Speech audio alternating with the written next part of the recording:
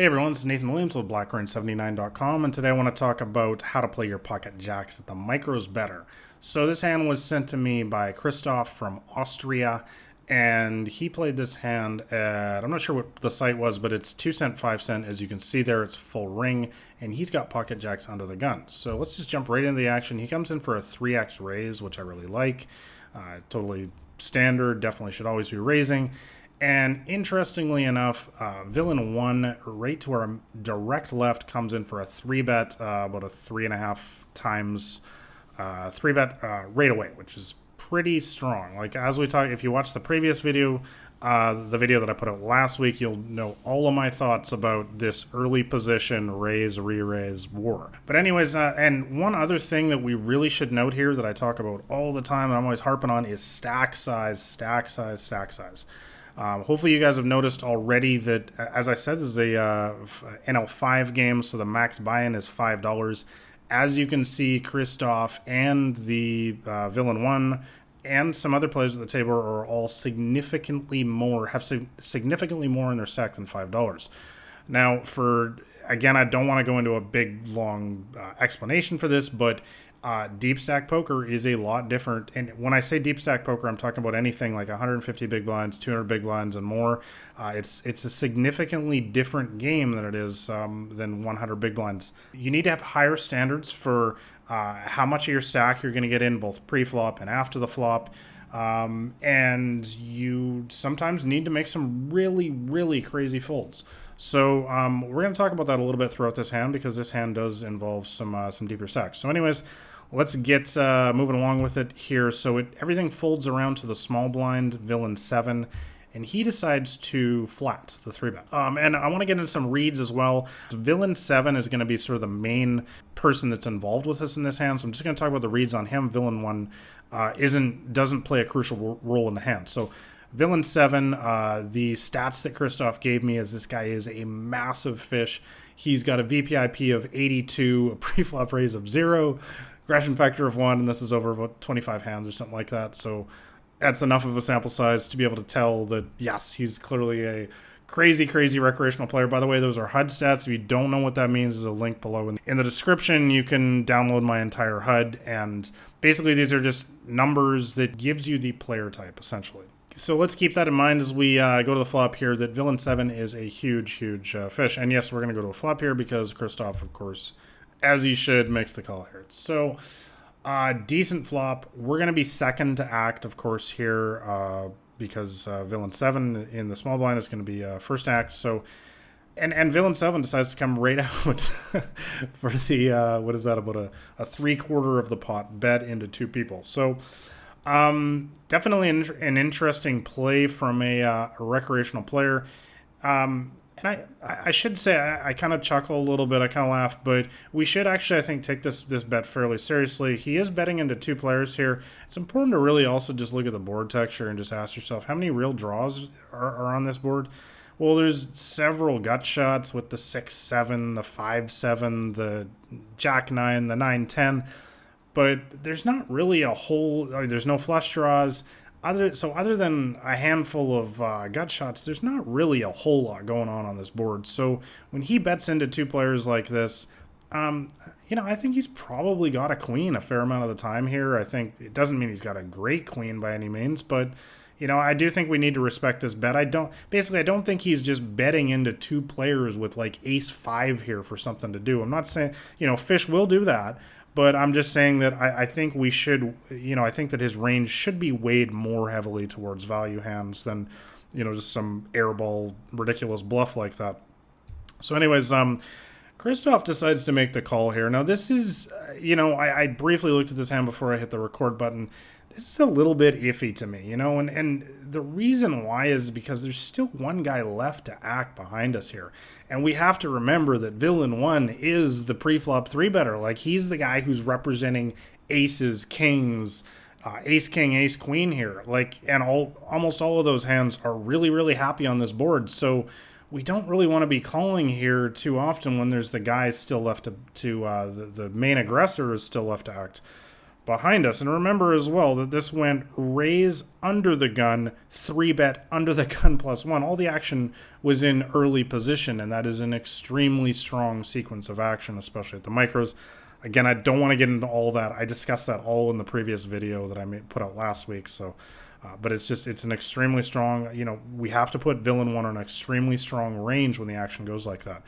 As I kind of gave away already, villain 1 does get out of the way here. But I'm going to say that I actually prefer a fold right here on the flop. And it's basically just because of what I was just saying before. Number one, we don't even have an overpair here. Let's remember that. There is a queen on the board. We don't even have an overpair to the board here. The fish has come out with a pretty strong bet as well. This is not like some nothing bet of 40 cents or something. He's betting 3/4 pot. And the main aggressor in the hand is still left to act behind us. So I actually prefer just to lay it down here on the flop because I think that, we're just going to be behind a lot of the time. We're either behind to the fish or to villain 1 or both players. I think there's definitely a much better case to be made for calling if we actually have an overpair to the board with jacks here, but with 1 overcard in this situation, second to act, I really just prefer a fold on the flop here. So anyways, let's go to the turn. Obviously a really nice card for us. I mean, it doesn't change anything at all.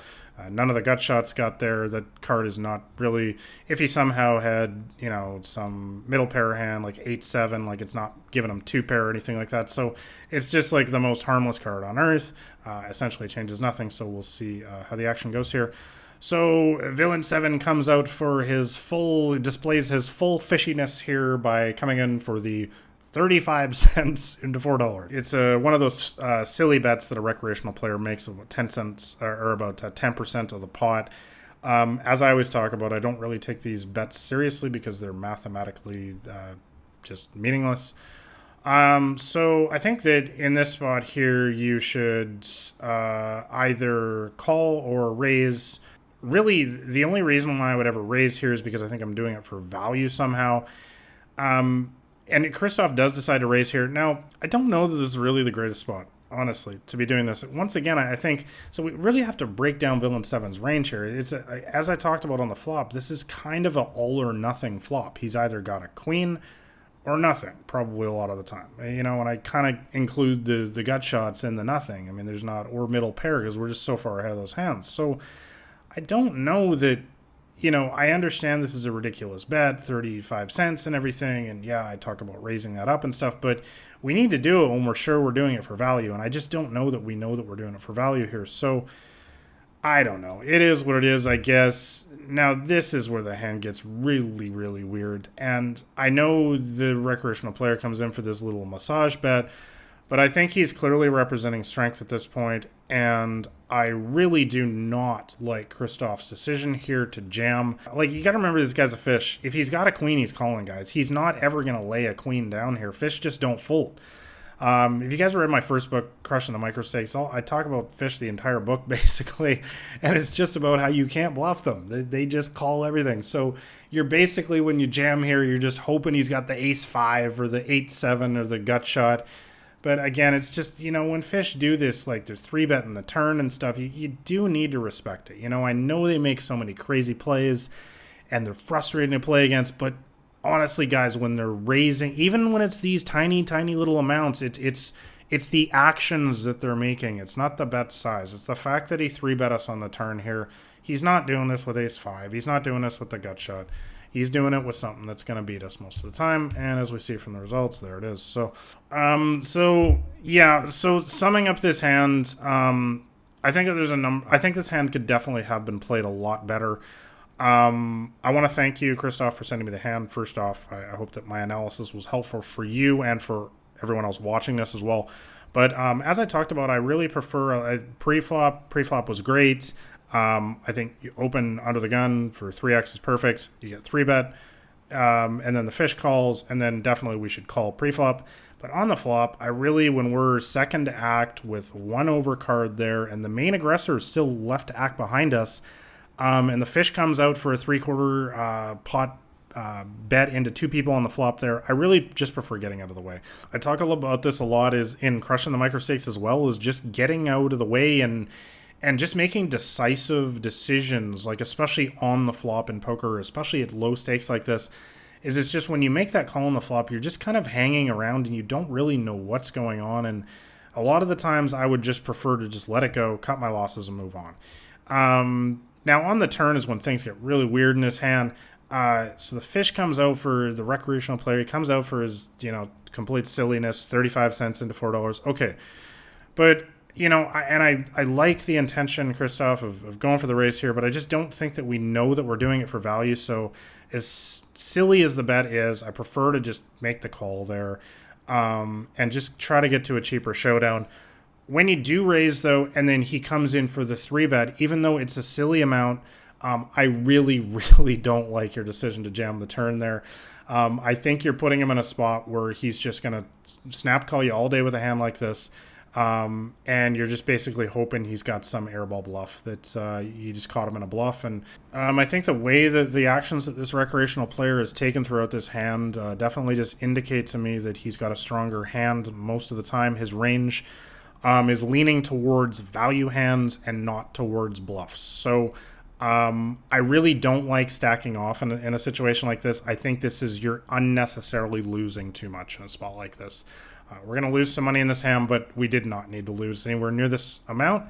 And this, hands like this, it's a big, big thing, for your long-term win rate of these stakes. So I want to know what your thoughts, though. So let me know in the comments below how you would have played this hand. If you guys enjoy videos like this, make sure you hit the like button and make sure you subscribe to my channels. I'm putting out new videos like this on a weekly basis for the most part.